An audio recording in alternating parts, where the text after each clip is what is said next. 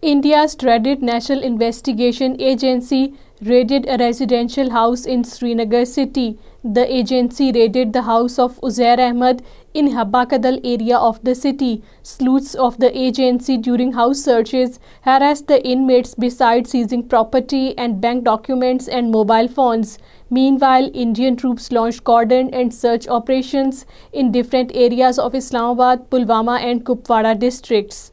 Jammu and Kashmir Democratic Freedom Party President and senior APHC leader Shabbir Ahmed Shah has said that the Indian bid to host the G20 summit in Srinagar is an attempt to deflect the world attention from the real issue of Kashmir. Shabbir Ahmed Shah, languishing in New Delhi's Tihar jail, said this in a letter addressed to the UN and OIC Secretary General. APHC leader, while referring to India's ill intentions behind the controversial move, said the Modi regime's plan to host the summit in the disputed territory is a part of its disinformation campaign. Civil society has expressed grave concern over the continued anti-Kashmir policies of the BJP regime in the occupied Kashmir. Civil society members, in a statement issued in Srinagar, slammed the Indian government for its brutal tactics, including detentions, attaching of lands, properties, dismissing of employees from their services,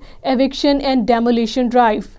Demand for release of all Kashmiri political prisoners and lifting of media restrictions in the occupied Kashmir will be raised by the participants of a seminar scheduled to be held in India's capital New Delhi on Wednesday. The event, titled "Let Kashmir Speak," will be part of the ongoing drive against Modi regime's repressive policies in India and the occupied Kashmir.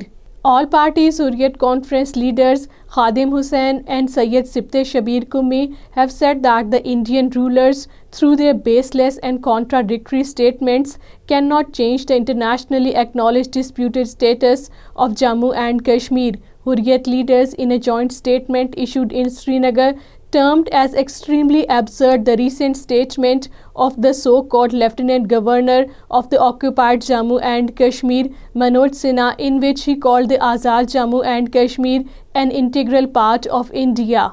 An Indian Assistant Sub-Inspector of the Border Security Forces died in Poonch district, the fourth such deaths among the Indian Forces personnel in almost a week period. Assistant Sub-Inspector, identified as B.L. Jonko, died of a suspected heart attack in Mender area of the district.